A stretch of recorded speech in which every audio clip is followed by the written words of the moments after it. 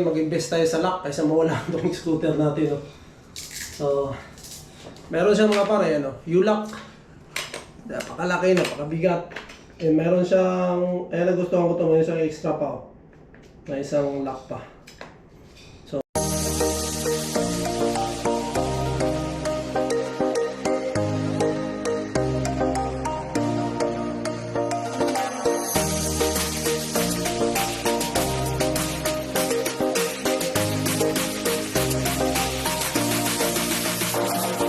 So, Davao del Sur nandito.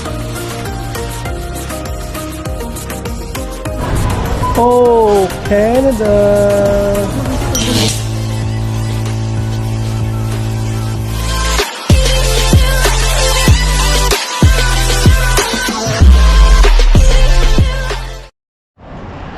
Good morning mga kapar.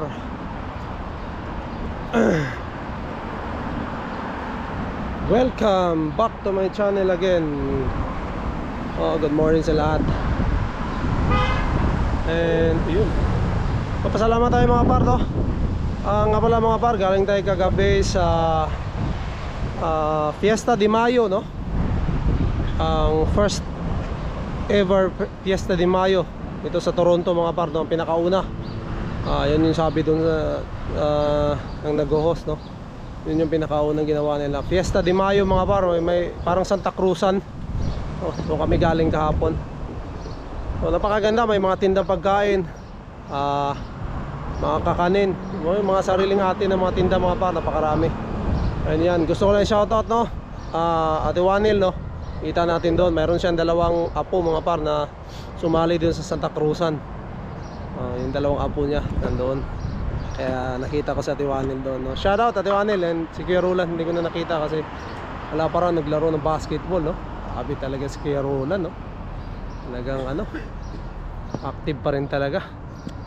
And yun, nakita rin natin si Richard, no? Siya yung family niya, no? Shoutout. Nando rin sila, pumasyal din sila. And syempre nakita natin si Paring Jess Vlog, no? Shoutout Paring Jess Vlog. Kasi yung pinopromote niya na parang ano ba yun, yung Nets Bakery ba yun, no? Pinopromote niya, nakasuporta siya doon. Kaya yun, nandoon siya. Umuwi na kami mga par kasi ano na, mga gabi na, and alas 8 na rin, 8:30 at ayun, umuwi na kami. Hindi na kami nagtagal.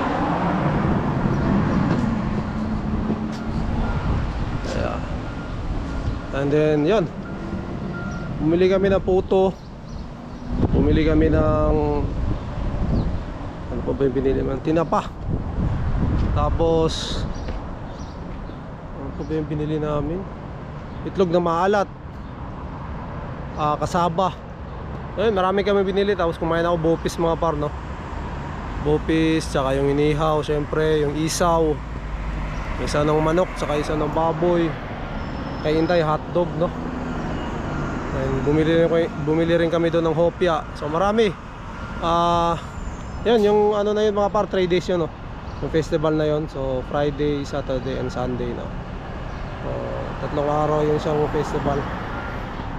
Yan, napakaganda, no?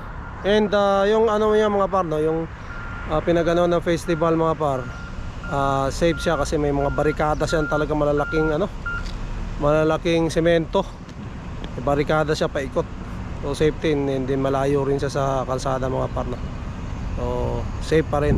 So minsan siyempre na ano natin yung pangyayari ng sa Vancouver, no? Pero yun, safe naman mga par. Bumili rin pala tayo ng ano mga par, no? Yung lock yung sa bisikleta natin. Bisikleta, scooter pala. Kasi ano, gusto ko dalawa. Tatlo pa nga kasi may libre ito mga par, eh. Yung U-lock, tapos may libre pa siyang isang mahaba pa. So magiging tatlong lock ng scooter natin. So mas safe to mga par, kasi yung isa ko, yung itok, sigas din yun. Lock natin yun sa katawan, ito sa may stem, tapos doon sa may bandang ano mga par, no? Puwitan ng ating scooter, mayroon din pwedeng pagsabitan doon. Lock din natin yun. So tatlong lock mga par. Lock ng ating ano, scooter. Napaka-imposibleng makuha niya, no? Siyempre doon ko pa rin lalagay sa likod para yun nga, may mga tao namang umikot-ikot doon mga par, no? So siyempre magnanakaw, kailangan niyang bilisan pag kinuha niya, para matanggal niya itong mga lock natin, matatagalan siya rito mga par, no? May mga taong umiikot doon sa likod ng ano namin sa ano. Pero ayan, tingin ko naman itong lock natin secure to. Yung ano na natin, yung ating pagkakabitan, kung saan natin ikakabit, no, kailangan secure din para hindi niya malagari.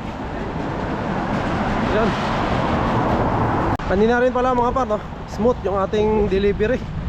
Unti lang kami, kaya 3 tao pa kami mga par, no, kasi kasama namin yung trainee na isa. Kaya tinitrainee kasi kaming isa mga par, no, para maging kapalit ko doon sa ruta na yon. Yan nga, para siya na maging kasama sa driver, tapos ako lilipatan ng ruta para hindi, para alam ko naman yung ibang ruta mga par, no? Hindi ako malipat-lipat, no, kasi yan nga, walang papalit doon sa dating ruta ko, kasi kailangan ng helper doon mga par, hindi pwedeng wala. So sana makuha niya agad yung paano gawin yung sa ruta na yun. Pero syempre kailangan pa ng training talaga mga par, no? At least 2 weeks or 1 week. 1 week or 2 weeks mga par. 2 weeks medyo maganda-ganda na. Sana tayo naman mga par kahit saan, kasi sumusunod naman tayo sa ating mga boss. Saan tayo ilagay, di doon tayo mga par, no? Tante, may trabaho tayo, and syempre nandyan tayo. Naman ang pinaka-importante dyan. Lapit na kami sa bahay mga par. Bibilisan na namin kasi medyo lumalakas eh. Yeah.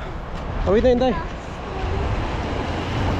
So ayan mga par, maraming salamat, no, sa lahat ng laging sumusuporta sa ating mga vlogs, no. At paunti-unti mga par, dumadami na tayo. So shoot, stop. Paunti-unti mga par, dumadami yung ating ano mga par, no, subscriber, oh, nanonood sa atin. Alam ko may mga silent viewer din, hindi na nagko-comments. Maraming salamat, no, sa inyo lahat.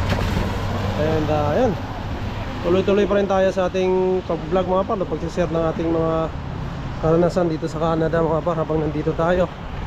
Kung gaya ang sabi ko, tignan natin kung ano magiging kapalaran natin dito.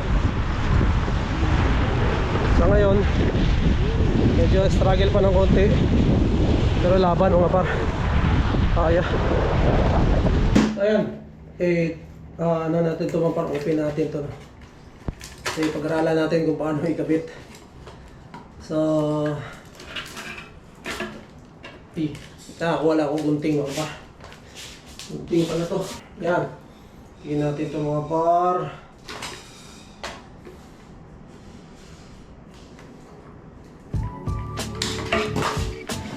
Maganda na yun, mag-invest tayo sa lock kaysa mawala ang scooter natin, no? So meron siyang mga par, ayan, no, U-lock. Napakalaki, napakabigat.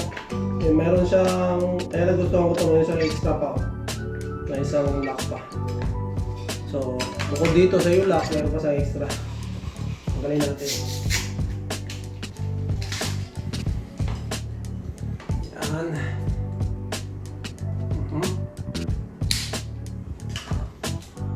So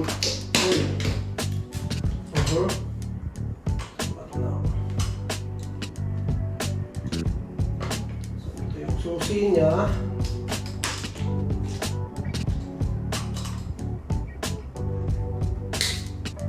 Yan yung isa ko mga par, no? Yung itok lock ko, meron din siya susi. Ano to? Free key replacement program. So hindi ko lang alam kung bakit. Okay.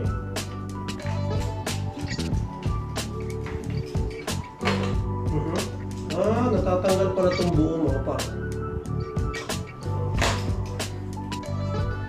So ito yung frame niya. Ano ba to?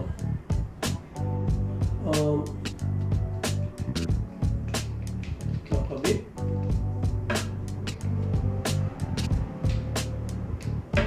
Ito alam to.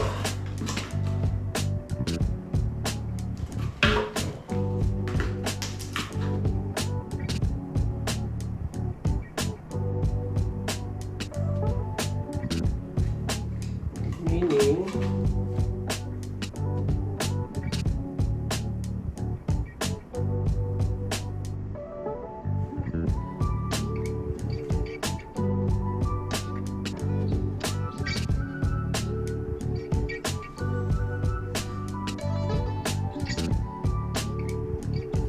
so ano pala ito mga par, meron pang ano.